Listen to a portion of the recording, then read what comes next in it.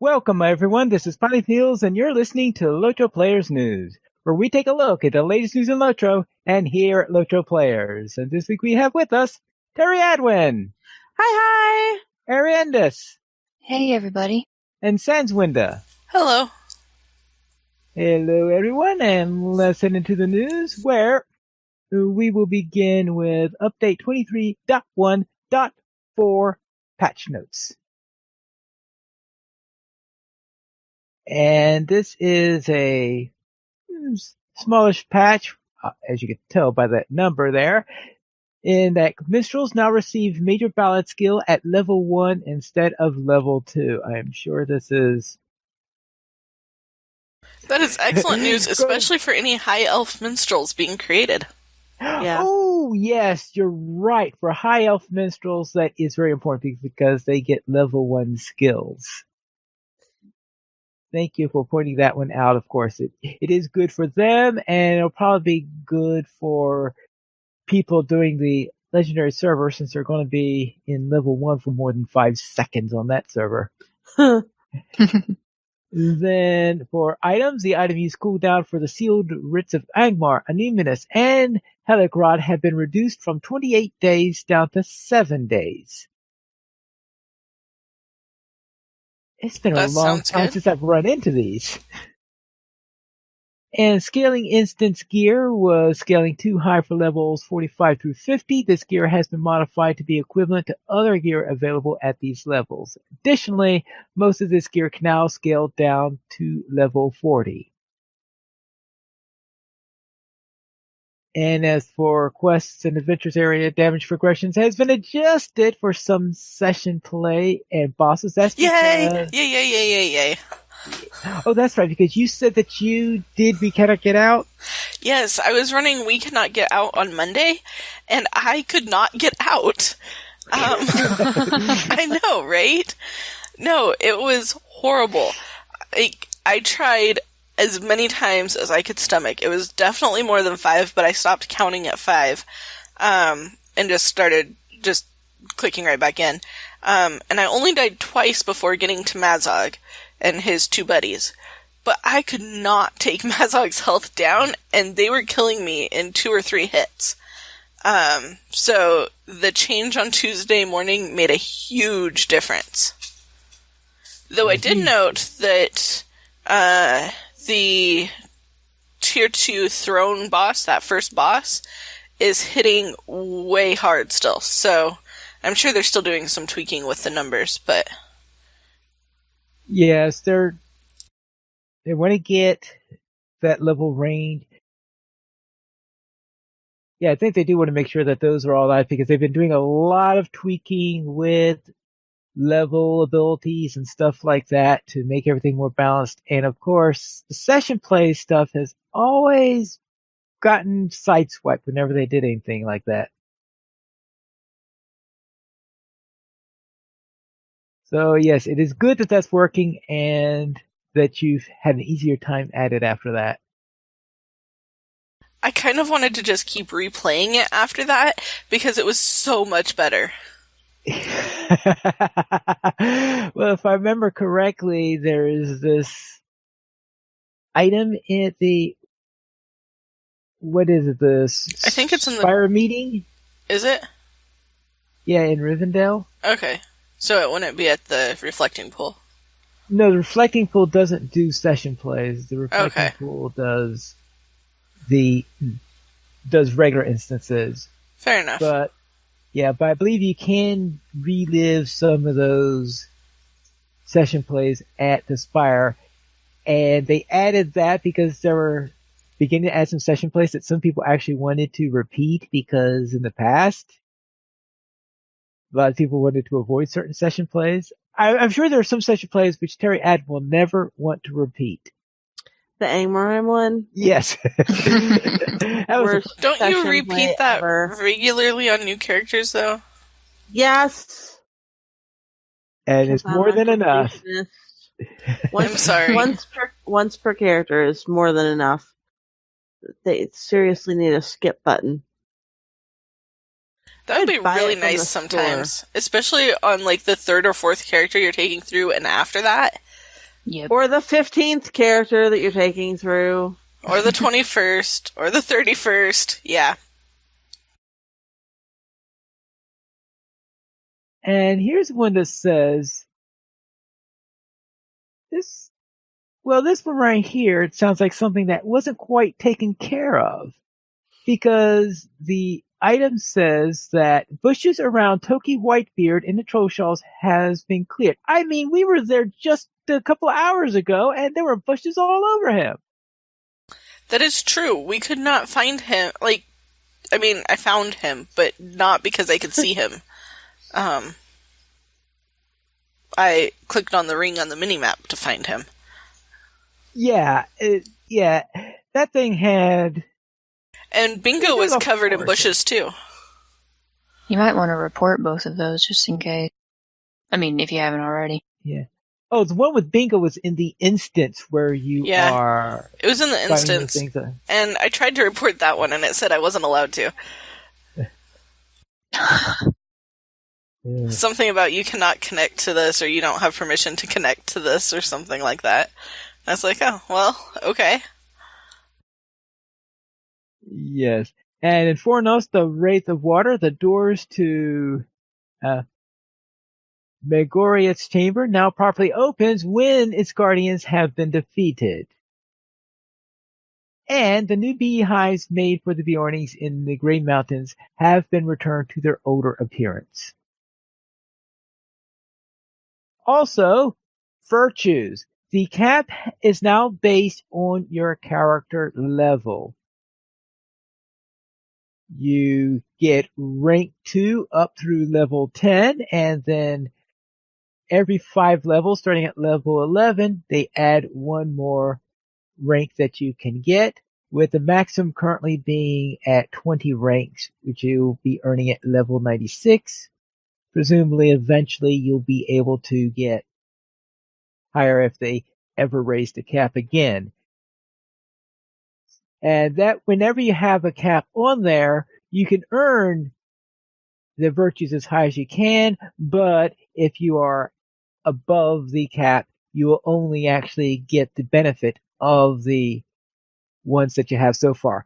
They say the reason for this is because there have been a lot of requests to improve what the virtues give you, because the virtues are a bit anemic in what they give, and Standing Stone is thinking of updating them so that they're more powerful, but they don't want people buying virtues so they'll be at cap at level 10 and being super powerful. That makes sense. So therefore they're putting this in place. Now, of course, you are getting complaints from people who have done just about that, bought a large number of virtues. But you don't lose any of the virtues that you have. You just don't get the full benefit right away. You get it when you get to the appropriate level. So that's sort of the situation in there. So that's just the thing to note then, that there is now a cap on your rank in virtues, and it is going to be based on your current level, and that the current total cap, which you get at 96, will still be at 20 ranks, which is what it's been for the last while. And the Silver Goat Kid has been added into the pet collections panel. I would presume that means that now all pets are there. I admit I have not checked the panel recently. And that takes care of patch 23.1.4. And we have LOTRO Beacon issue 85. Where is that in? Where is that into? I mean, it looks like Carndoomish almost. it does. That is the Gates of Carndoom.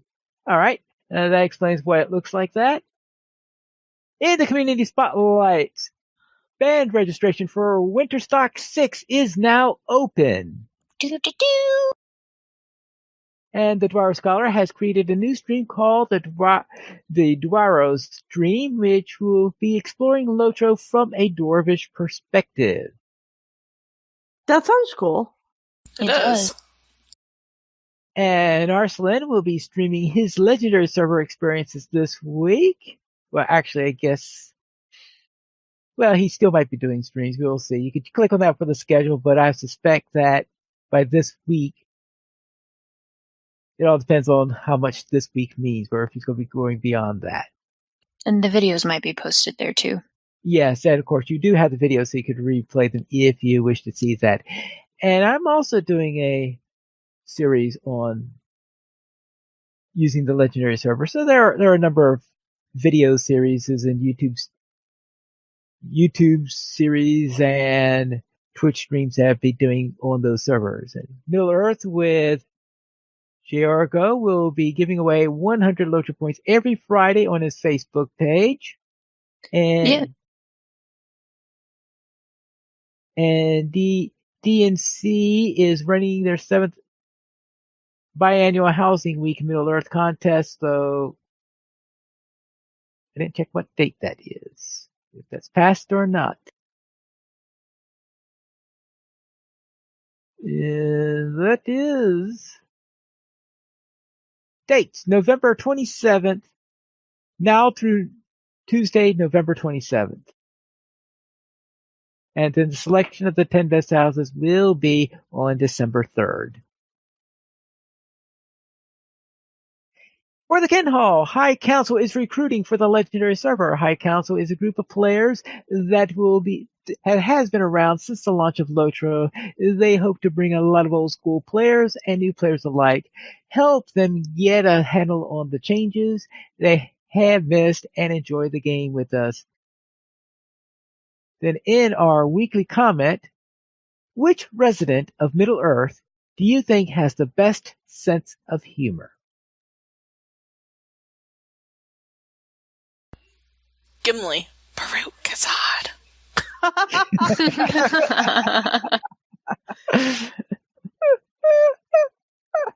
Well, never thought of it quite that way. Jax. Oh, yeah. What do you mean? Don't people normally wear these dresses? I stole it off of somebody's washing line. I don't understand why you think I look so strange. Yeah. Well, yeah, Jax. I've been poking through the forums a little bit, and I have to agree with some people where they say Gandalf because he has to deal with every race of Middle-earth, so he has to have a good sense of humor.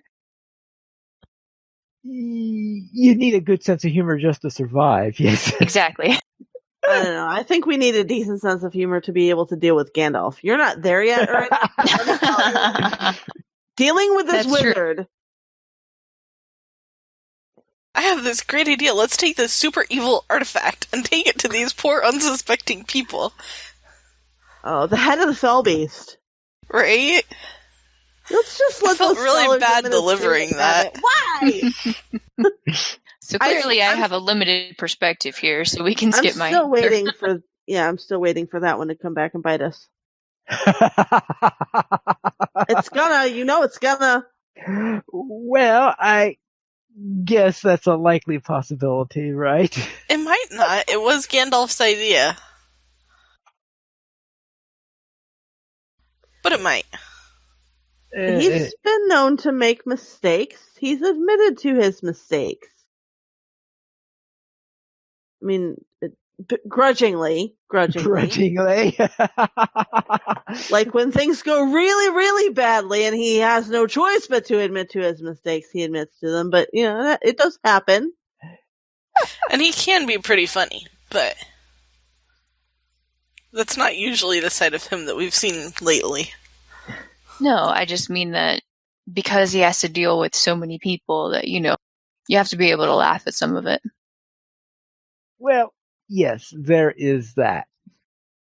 And that's the thing that's hard thinking about who has the best sense of humor, in that who's most likely to tickle your sense of humor or who is most prone to laugh in general, because I'm thinking, all right, Anyway, Tom Bombadil? Yeah, a lot of people in the forum said Tom Bombadil too. Ah, all right. There's another NPC that requires a sense of humor to interact with. Oh yes, you definitely need a sense of humor to interact with. Tom You Bombadil. stole my kill! Though I at was least doing we don't just take fine damage. against that Gaunt Lord. At least we don't take damage when he skips by and hits us in the face. That's true.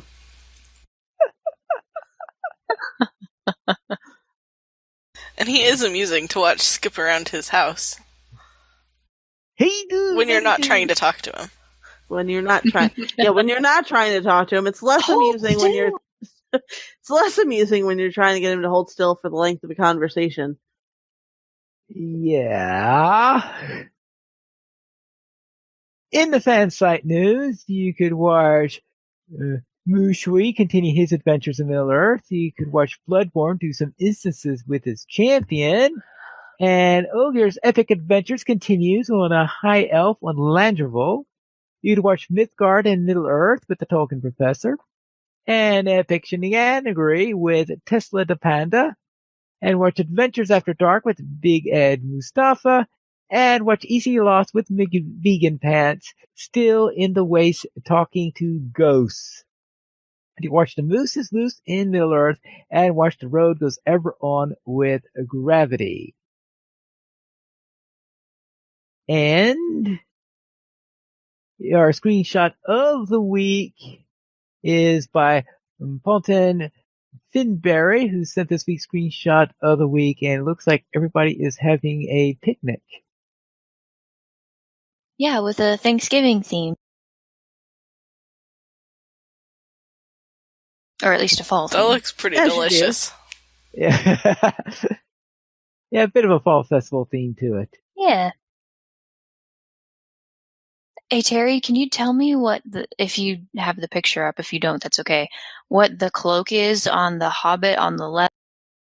Oh yeah, that is a string. That one I took about 5 different takes on that one before I figured out it was a cloak. I said, "What in the world?" On the left, the leafy one. Yeah. Either the cloak or the dress or both. I don't remember the name off the top of my head, but both of them are from the Harvest Festival Nice. from a couple of years ago. 3 years ago, I think. I'd have to go poking around to find the exact name. Oh, no worries. I have it somewhere. I have the cloak anyway, pretty sure, somewhere. On one of my 5 or 6 cosmetic storage alts. Yeah, of course. That's the thing is, if there's a cosmetic, you probably have it somewhere. The trouble is, which of my cosmetic alts has it? right. Then, of course, let's talk about the real story of the week, and that is Legendary Server opened up. Yay! 2 of them. Two legendary. Yes, servers. 2. Yeah, that's right, because at noon on Thursday, 2 days after our vault state that we gave a couple of weeks ago, they opened up the first one, which is Honor. And the queues on that were just so ridiculous it pretty much broke the queue server. We broke it, guys. Yeah, we they broke were it. pretty. You'd get in line, and I logged in just as it went live, and I was already almost 3,000 in line, and then the number just didn't move. Yeah. So yeah, the queuing system completely broke down, and they thought that they fixed it at one point. Nope, but it was still broken. Really. They decided that there was only one thing they could do in order to alleviate the problem, and that was open a second server, which they opened up 6 hours after the first one opened up. And that is Ithil. So we have an Honor and an Ithil. We just have to hope that Honor doesn't turn evil and turn into a Morgul server. Oh boy. Plot twist. Plot twist, yes. So now we have 2 of those up, and That would be kind of funny. It would. yes. Now I did create a character on both of those servers, and I'm creating a YouTube series called The Complete Pine Leaf, which I'm doing on. I love that. Oh, missed opportunity. You should have gone with the complete Pinopedia. Oh, The Complete Pinopedia. Yes. Because if I know you, you're probably doing commentary on LOTRO things and lore and stuff while you're doing it. So it could totally be the complete Pinopedia. Well, I didn't think of that one, but See? Missed opportunity. missed opportunity. Next time you need to consult me. Right. But well, anyway, hey, you can save it for next time. please save it for next time. But that'll be the new series on there, and the idea there is to be a completionist series where I do as many of the soloable quests as possible. And that means I'll be doing so many quests, despite the fact that the legendary servers have XP slowed down by 40%, despite the fact that when it's VIP weekend like this weekend, there is no 100% XP boost. It doesn't get any XP boost, it just gets the other bonuses that are there, because it's 40% penalty and no imposed XP bonuses, I should say, because of course you could, as usual, get them yourself if you want to, and that way you're going at story pace and not out level all the content super fast. And despite that, of course, at the very beginning, where you need to do 3 different zones, or 3.5 zones if you count Erod, because Erod Luin sort of has half a zone for each of the dwarves and elves before they combine together. When you consider that you have all that to do in there, that I still need a stone and a tortoise to make sure that I don't out-level everything. And see, I've never thought of completionist as including all 3 zones. Like, I figured if I was completionisting, I would do the whole starter zone for my race, and then follow the zones through. I consider completionist to be anything that is soloable. So you'll know absolutely everything. Yeah. If you don't already. Well, there are going to be some tough things in there, because that means I'm going to have to do some festival quests that I've never done before. That should be fun.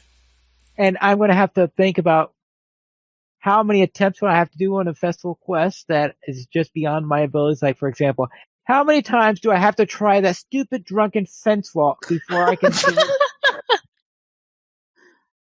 All right. Let's say maybe 3 attempts per year or something like that might be my rule, or something like that.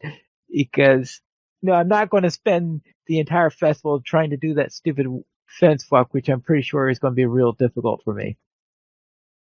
We'll have to see. I bet you can do it. You should try it a couple different times on different graphics settings before you decide you can't. Well, the thing is, I consider lowering the graphics just to make it easier is cheating. You don't have to lower the graphics necessarily. I mean, I guess maybe it counts as lowering them if you tweak some of the settings just to see if you can figure out what works for you, but I think I found the highest settings to be the easiest. Oddly enough for that. Usually when I'm drunk I prefer the lowest, but... Well, if it's higher ones, then I'm usually on the higher settings anyway. So I may be in luck on that. We'll have to find out when the spring season hits around. Because, yes, that means I am going to have to do the festival quest. So we'll see how that goes. But I have just begun in there. I got through the intros on there, saw that we have a couple of things like the like a couple of quests that aren't on the main servers because they have been restored for the legendary servers, such as the sickle fly quest and the like. The sickle fly quest, of course, that means you get extra dies now. Yeah, which is really good starting out on a new server. Right, because you're on the new server and there's no way to transfer all those items that you have on other servers. And you can get 2 hats, so you can get the hat that's best for your class, and you can get the plumed hat for cosmetics. Yeah, the first time I did it, I didn't think about that because I didn't realize that I had chosen the same reward twice because did I do 2 different quests that gave the same reward there? But then the second time I went through, oh yes, get the plume hat for the cosmetics. Of course. Now, Sans, how much did you do on the legendary servers? I made 4 characters, and I had to think about that, but I think I only made 4 characters. Only? Yeah, only. And one of them made it all the way through the introduction into Needlehole. And the rest of them are still level 1. So Okay. So when you said, because I heard you at one point saying that you were doing an instance in there, and I was wondering, wait, what? The only instance I could think of was Gift of the North. And if you said the Needlehole, that implies Gift of the North also. Was it? Oh, I was working on the quest to get to that instance. And I thought we were going to finish it, but then other things came up, and so we stopped just before the instance. All right. But yes, that's one of the classic ones in there, of course, that instance, because I think that is the lowest level group instance that's in the game. I can't think of any others.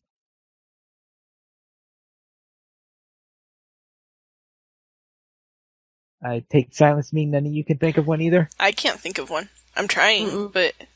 Yeah, and it's strange that that's in the Shire, of all places. Right. I've lost several good level 9 and 10 and 12 characters to that instance. Thinking, oh, well, this character can surely take it. Yeah, I'm high enough now to solo it. Whack! So I'm pretty sure it'll be even harder right now to solo, but it might not be. I don't know how the tweaks that they made have changed it, so... Oh, well, you gotta consider that I don't think anything they did on the Legendary server itself will do it, but when you consider that they buffed the lower level those were the in changes general, I was thinking of, because I haven't tried it since they buffed the lower level mobs. Yeah. My suggestion is you go with friends. I think I'll try to find some friends to go with. All right, and Terry, you didn't do much on there yet, right? No. And Arandis, I got the impression that until we started our conversation an hour ago, you wasn't even sure that it was up. No. I've been a little out of the loop, but I did create one character on one of the servers. Nice. Okay, that's good. Then let's head out and look at what's on sale. What are on the store sales, Terry? Well, the free sample this week is a plus morale bubble potion with coupon code. I got the wrong coupon code in there. It's a bubble. It's the coupon code. Bubble. Now through November 15th. And 30% off select vault and shared storage, inventory slots, and currency cap. Now, what exactly is this bubble potion? Because I've never actually encountered that before. I have no idea. It's awesome. I've seen it in the store once, but sorry. No, I got it from something. I don't know where or how or when I got it. I might have even bought it on Bullroar, I'm not sure. But what it does is it gives you a morale bubble, like Runekeepers can give you, or Minstrels can give you, or my Cry of the Hunter can give me. And it absorbs some of the damage and gives you some temporary morale. Yeah, but That's about cool. how much? I mean, if it's for only 100 morale, then it's not worth getting on a high level character, for example. It scales with your character.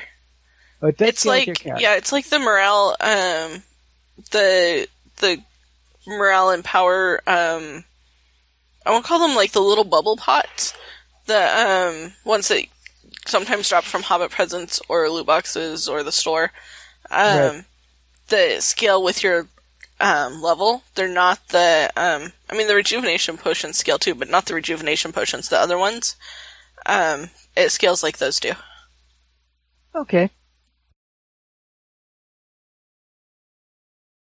Then let's into our site news, and we'll begin with Squirrel, his latest look into 99 instances in their absence, which is a group of instances that was introduced while we were going through Dunland.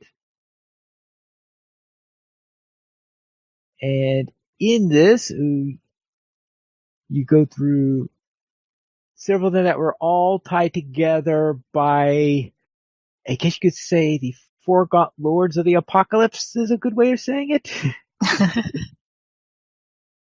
I mean, I can only think that they were inspired by, partly by as opponents to the Wizards, but also as made me think of the Four Horsemen of the Apocalypse.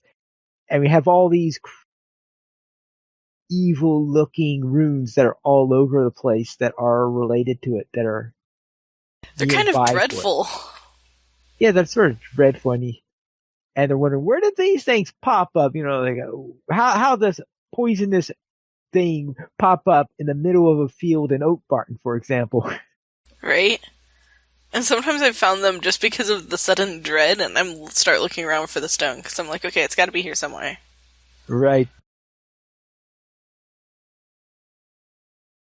And, of course, these are North Cotton Farms, which is one that's up near Oatbarton. It's a slapping hobbits taking to a new record. Yes. Then we have... It's for their own good, at least. Yeah, at least it's for their own good, right. And Stoneheight, which is up in the North Downs. And then Lost Temple, and that's in the Trollshaws. And that was always It's a pain. yeah, it's a pain. That's a good way of putting it. They had the Lost Temple, and then Sorry Surma isn't exactly a fun walk either. No, but I always feel like Sorry Surma is easier than Lost Temple, mostly because the twins in Lost Temple are extremely annoying. Yeah, I don't think I've ever done Lost Temple at level. I try to remember what level I was compared to when it was done when I did it once on. I think it was with the Mythgard group or something like that when Olsen was doing all those things. I might have done it, but outside of that, I don't think I've ever done Lost Temple. And yeah, and Sorry Surma up in Fort Hill. And finally, Ost Dunhoth, which is a real nasty place. Four-winged. A four-winged dungeon is like this massive, of course, raid type level thing. And in this one, you have this encounter with Durin's Bane even, because apparently when they were trying to design it, they found, apparently they put quite a bit of they put in more work in preparing Durin's Bane for his few encounters that you have with them in session plays that it worked well enough that they were able to get him into the raid in the time that they had. Okay. Well, I mean, you really can't underuse a Balrog. Yes, you can't underuse a Balrog, so you might as well use them. And that's in the Fear Wing, because obviously this is an imagination that's brought in from your fear, since obviously Durin's Bane itself was killed, but you can imagine an image of your fear coming up in Durin's Bane is going to be something. Do you really want to face this?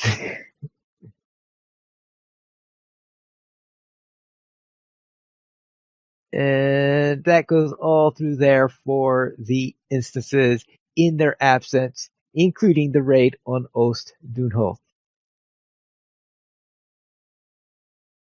Then let's go into our new player question. And Arendis, what's your question this week? My question is about skirmishes this week. If you had to pick a couple of skirmishes that, when done solo and on level, which would you say would give you the most XP? This is something that I wrote an article on about 3 years ago, maybe. Oh, did you? Yeah, there's an article in the archive somewhere at the site that talks about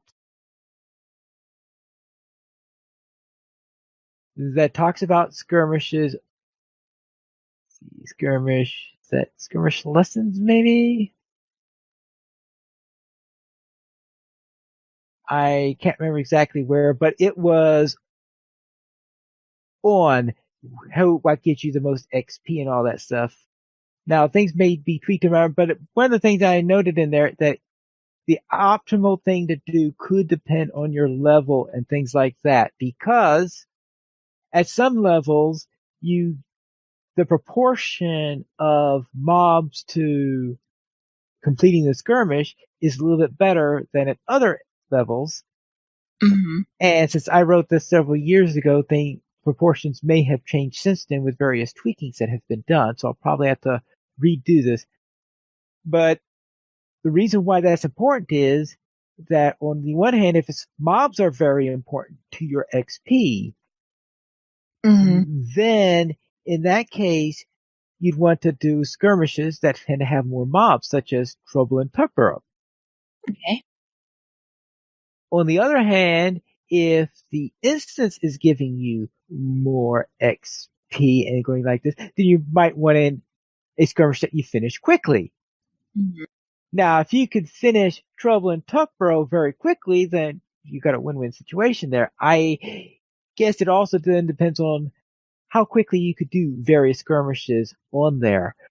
But the idea there is if mobs are very important at your level for the percentage of XP that you're getting, then you'd want one with a higher mob density if you can get through that skirmish quickly, because if it takes you twice as long to do Tuckborough as it does to do Thievery and Mischief, then even if Tuckborough gives you more experience overall, then you might just want to run 2 Thievery and Mischief runs and get more experience either that way.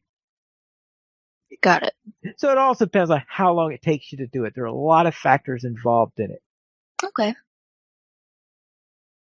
But yeah, so the idea comes down to is how fast can you get through the skirmish, and B, at what level you are, and I'll probably have to relook at it to see what it is. But I know I did take this nice chart of proportions when I did the article in the past, and we could look at that at the end of the show so that I can find it then. Okay. And that answer your question, or at least as much as I could at the moment. Yes, thank you. Then let's head into our week in LOTRO. And Arendis, what were you up to? Oh, I'm first. I leveled up my dwarven champion Leaf Thor. I did not create that name. That was randomly generated, and it's somehow the most Norse name anyone could ever think of. I leveled up with Leaf Thor's dwarven friend Go Trekking Son and ran across a concert that started playing metal songs, which I had never heard in Lotro. And this was also Go Trekking Son's first concert. So it was kind of cool. They sounded really, really good. I didn't know that you could make metal songs sound good with the instruments in Lotro. So props to the people doing the concert. That was really good. Yeah. Now, were they doing it in a metal style, or did they have to use a different style to go with the songs that were originally written for metal? They had taken an actual metal song and were playing it with just instruments in Lotro. Yeah, but because because a lot of songs have been produced in various different styles. That's why I was. Mm-hmm. I don't know a lot about the music system, but from what I could tell, it was just the regular instrument. Okay. So sorry, I can't be of more help there. Okay. No, I'm sorry. No, go on. Okay. I ran a few skirmishes on my main champ for some extra XP, hence this week's new player question. I was in the middle of a Trouble in Tugborough run, and I look around, and on my mini-map, there's a red dot all by itself. And so I run over and look. Now, mind you, I'm level 58 at this point. I run up, and this is a purple mob. And I go, okay, well, maybe it's just an encounter that's a couple levels over. I don't think those exist, but maybe. I look, this thing is a level 120. Oops. I just about lost it. That was the fastest back up I have ever done in game. Is that a bug, or does that normally happen? It's a bug. Okay. It's a bug. It's probably well known, and it's probably happened so rarely that they have trouble replicating it. And those are the types of bugs that almost never get fixed because of that. All right. So when it happened to me, the message that I got back from reporting it was just leave the skirmish and start it over. Okay. They know it happens, but yeah, it's always one of those like, oh man, what in the world? Moments. Yeah. Yeah, you try to give it like the widest berth you possibly can as you clear out the mobs around it, kind of thing. I wasn't that smart. Me and the friend I was with decided to attack it. He was a guardian. He thought he could take on everything. I was a minstrel. He was pretty sure I could heal him. Yeah, it did not last very long. I think our mob was only like level 105, but yeah, it was majorly over our level. I'm really glad I didn't try to go poke it, though. I was really tempted. I thought it would have made a good story, but I decided not to. It would have been a story in which it ended with splat. Oh, yes. Yeah, it's probably better to not poke it. Yeah, so watch out, people listening, if you come across that, because and then as we talked about the legendary server earlier, I created a new character on one of the servers. So that was my week. Sans, what did you do this week? Well, before I tell you what I did, the item that I was trying to tell you about was the Universal Morale Potion. And the Morale Bubble Potion scales like the Universal Morale Potion does. So, just for the record. This week, I reached level 120, and did some more ally work. I think Sans' allies are in good shape, but I was doing the math for my other allies, for my other characters, and I am kind of overwhelmed by just how many Amphalos Scrolls of Empowerment and Starlit Crystals they need for each of the things. And so I was like, well, I wonder, like, maybe I can just mithril up the things. Like, what would it cost to fully mithril up a weapon? And I realized that was like $200, and I was like, oh. So, yeah, I've got my work cut out for me for a while for my other alt, but Sans wanted to reach level 120. She has good allies, and she joined Ploy and Mythgard for a joint raid, and that was a lot of fun. We scrated, first, and we ran the Fort of Bruinen, and I got to save the twins because Illidan took on the last boss all by himself. And was getting close to dying, and I thought, somebody pointed it out, and I was like, wait, if I'm a hunter and I can't pull aggro off of Illidan, I have no right to call myself a good hunter. So I switched over and started pew-pewing at it, and sure enough, I ended up running around with the boss on my heels trying to kill me. But it was fun. And Illidan had survived, so we did not fail. And then we tried the Defense of the Prancing Pony, Tier 2, at 120, and not everybody was at 120 yet, and we all lagged out. All of us we all had the little ants dancing around our skills, and this lasted for minutes, and every so often we could kind of move for half a second, and we could hit more skills, and as we did, we saw more groups spawning in. And some people were ready to quit, but we were like, well, we might as well try and see, like, at least until we all crash or die. And we managed to finish it with only 2 brigands reaching the Prancing Pony. So that was pretty cool. And then we tried Throne of the Dread Terror at Tier 2 and did not make it past the first boss because he was hitting harder than the morale of all of our tunes stacked on top of each other. And no. Yeah, it was pretty bad. And we had quite a few of us at 120, and he was 105. And yeah, that was hard. But we got past him on Tier 1 and got to the Mumax, and then after wiping at the Mumax, called it a night. But it was fun. And I hope we get to do that again sometime and beat the Mumax again, because that's fun. And then I started the Epic in the Wastes at level 100 on Arkenstone, just because I technically could. And it was kind of painful. It was actually fine. I mean, a little bit difficult, but fine, so long as they didn't put a dot on me. As soon as I got a bleed, a fear, poison, anything that does damage over time, my health plummeted. And yeah, I got killed at least twice, but then I got some help, and I made it through the battle, and I'm about to the point where I think I might get rescued, so that's pretty cool.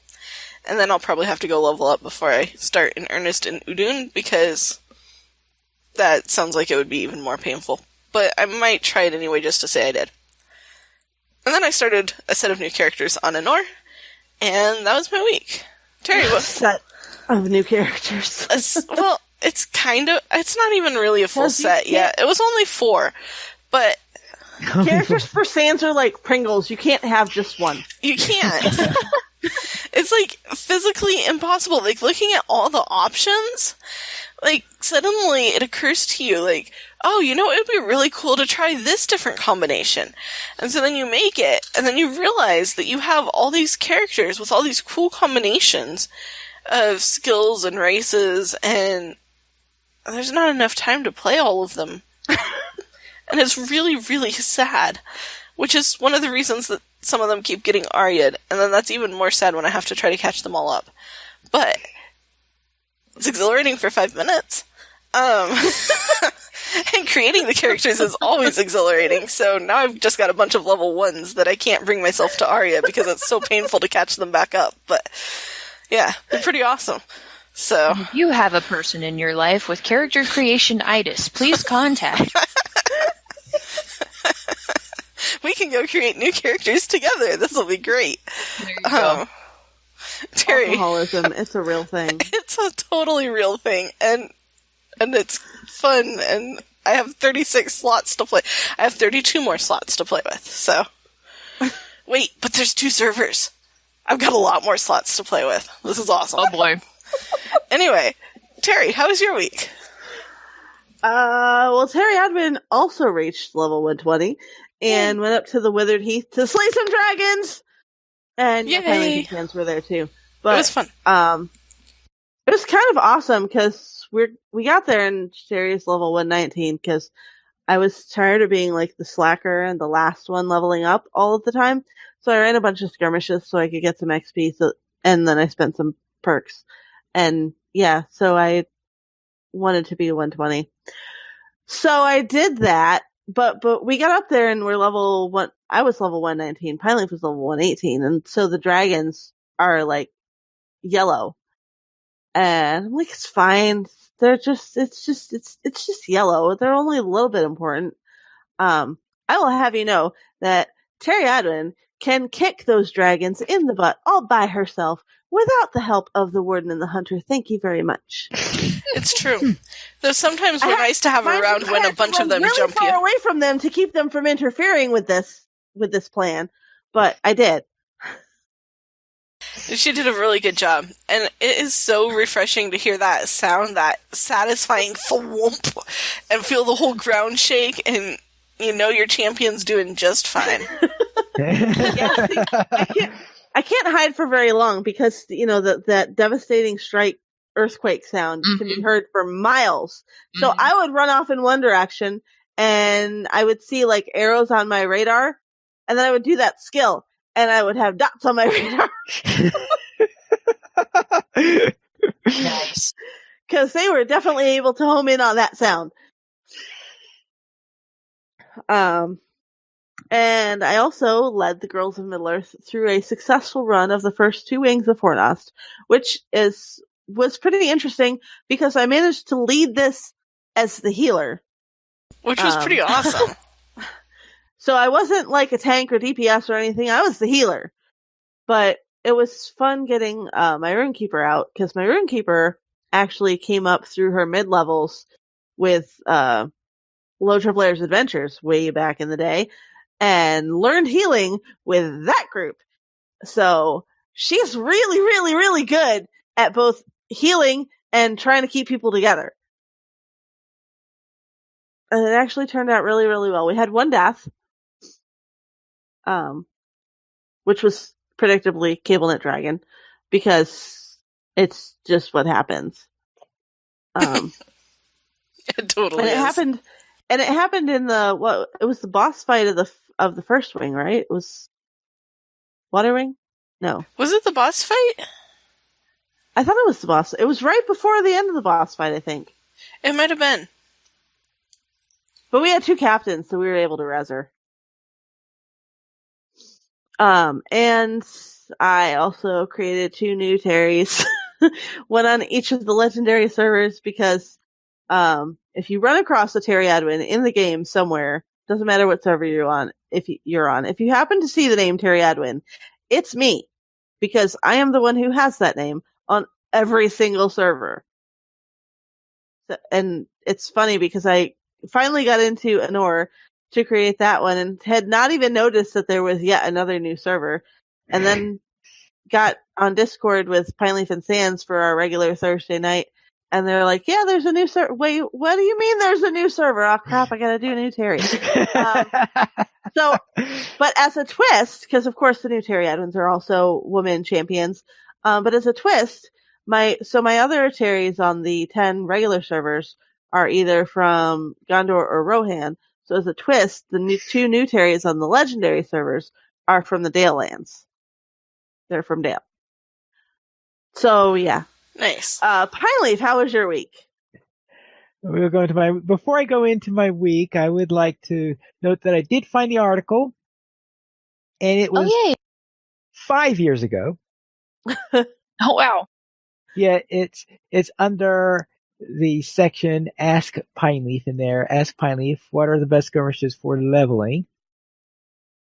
And in there, I was noting, as I said, these are numbers from 5 years ago, right after the release of Rohan, where I noted that at level 20, a skirmish would award you 1,060 XP at 40, 5,800 at 60, 13,000 and at 80, 36,000. But mob XP scaled differently, where it went from 84 to 167 to 250 to 663. As a result of that, let's say in Trouble in Tuckborough, you would have 5 times as much XP from killing the mobs as you would from completing the skirmish. But at level 80, you had barely more from finishing the skirmish. from the mobs than from finishing the skirmish. So therefore, at the higher levels, it might have made sense to use Fever and Mischief if you could finish that faster than Trouble in Tuckborough. But at lower levels, Trouble in Tuckborough would give you so much XP from killing the mobs that it was worth running that one because of the amount of XP you got from the mob kills.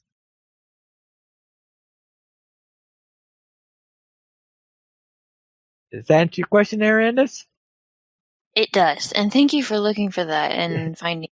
All right, but you could find it in the LOTRO players under the Academy, Skirmishes, Ask Pineleaf, and then there's an article on what are the best skirmishes for leveling. But remember, this was written 5 years ago, and things may have changed since then. But the guideline that it depends on how fast you run these skirmishes is probably going to still be appropriate. Got it. 3 minutes for Strike Against Dananglore, just saying.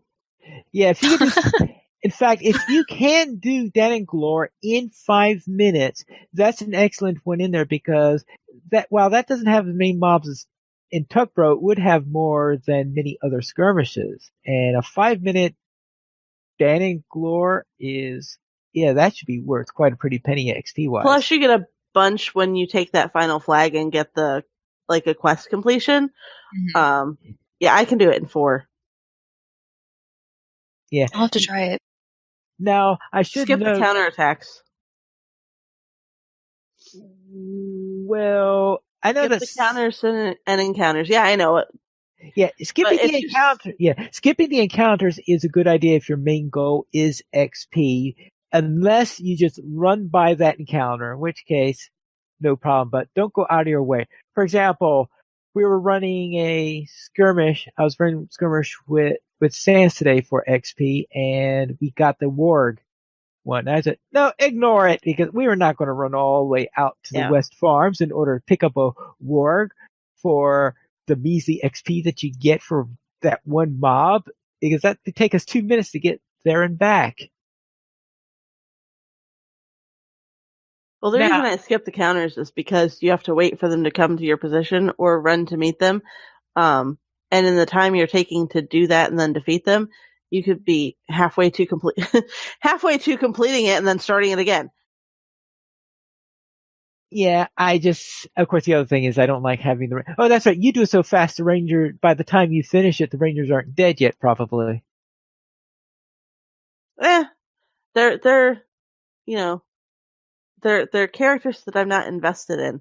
But that is if I'm going to skip encounters, that is actually why I'm more likely to, or the counters, if I'm going to do it, I'm more likely to do it in Dananglore than in something like Tuckborough, because I can't stand to have the hobbits die. Now, I also did note that when I run skirmishes, even if it's for XP, I don't generally just spam a single skirmish because I like to have variety in the skirmishes I run. And just running 1 or 2 skirmishes for the most XP just doesn't suit my style for doing that. And in fact, at that time, I was usually running skirmishes randomly.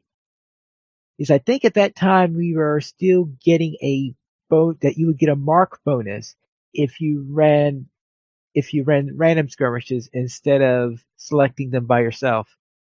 And I think I forgot when they removed that. I think about a year or 2 after that, they removed that bonus. So, of course, there's less incentive to do it randomly. Though occasionally, just for variety's sake, I do decide, all right, let the RNG choose which skirmish I run. So usually when I do that, I do exclude 3 skirmishes from that list when I'm doing it in a group. One of them is Icy, one of them is Ford, and the other one is Rescue, because Goliath keeps on dying. The twins keep on dying. And in Icy Crevasse, when it's in a larger group, we keep on dying. Yeah. Especially if we're running at tier 2. Now, as for my week in LOTRO, my burglar was questing in the Foundations of Stone. Now, I don't particularly like the Foundations of Stone, and I'm pretty sure I'm not unique in that particular trait. It's kind of also on a burglar, though, right? Well, there is that. I could imagine it's a little bit more tolerable on a burglar than on other classes, I have to admit, because I'm doing this while recording, and the thing is about this is one of my equipped virtues was the virtue that you get for completing quests in the Foundations of Stone. So I had to go and do the quest there. And therefore I was going into that area where you had to find the rune rock. Mm-hmm. And I finally figured out how to get to that rune rock because I had forgotten over the years. I'm not even too sure if I've ever gotten to it before. It could be that someone led me to it before, and of course, someone leading you to it doesn't allow you to remember how to get there. Yeah, but the nice thing about a burglar is you don't have to fight your way through it. You can just go, la la la, you guys see nothing. Nothing to see here. Mind your own business. That was wonderful. Now, there were a couple of occasions where I thought that I wasn't sure if I could sneak through. I keep on forgetting, yes, that because this one's in blue line, I probably have 5 extra levels of stealth that I don't have on my other character, on my yellow line ones. So I keep on forgetting I got these extra levels of stealth, so I could just walk past them and they wouldn't notice it. But so there are a couple of occasions where I thought maybe they're too close together, so I decided to kill one, re-stealth, and then get out of there. And yes, I had maybe 5 combats in there as opposed to the 50 and counting that I have when I'm on any other class. Yeah. I hate taking wardens through that place, which is why my warden class quest is the one that least often gets completed because you have to go into their yeah, I don't like that. I don't like that area. One of my least favorite areas in the game. Actually, I'll take that back. It's not one of my least favorite areas in the game. It is the complete least favorite area in the game for me. But fortunately, a bird can make it tolerable. So I went through there and I managed to get the 10 quests I need in order to finish the Foundation of Stones, and also did the burglar quest. And in the Rangers of the West, we had bingo night there. We have what we call the open group every Friday night on there. And they decided, get one of your characters that hasn't done bingo boffin yet, and we'll see how far we get into bingo. Now, most of the characters in there were taking a group of characters that we call the taters. And as you can tell by the name, this isn't exactly the most serious group in the world. Therefore, we didn't exactly have the most organized event because no tater event is ever the most organized event because that's when they're at their least serious. They play taters when they just want to have fun on other. We managed to get to the point, I believe, where you make it to Budgeford as far as we got on the bingo quest, because this, so we're trying to make sure everybody is all caught up and work all together. And you know that when you try to get a large group together, when you're trying to have a raid of people doing bingo boffin, things go wrong when you're not exactly at your most organized. So we had a little fun there, just trying to see how far we can get on bingo, and we'll probably in a month or two try again and see how much further we can get. Then on my main warden, I went over as continuing in my Northern Kingdoms run, where I made my first attempt at Glitterdeep. Or is it Glimmerdeep? Actually, I think it's Glimmerdeep, right? Glimmerdeep, I think, is correct, yes. Yeah, okay, yes, Glimmer. So I ran my first attempt at Glimmerdeep on that instance in there, and that was an interesting instance. This sounds like one of those instances that they got a little bit of help from the DDO team on. And I'm sure that the first time you do it, you'll understand why I'm saying that. And that is what I did this week in LOTRO. We currently have 21 supporters on Patreon. If you'd like to help join this illustrious raid of players and help support LOTRO players, simply go to the donations page where you can support the Players Alliance on Patreon. There you'll find rewards, including a mention on the podcast of your choice, or even be guest with us for an episode of LOTRO Players News. This week, we did not receive any emails, but if you'd like to send us one, you can send it to podcast@lotroplayers.com.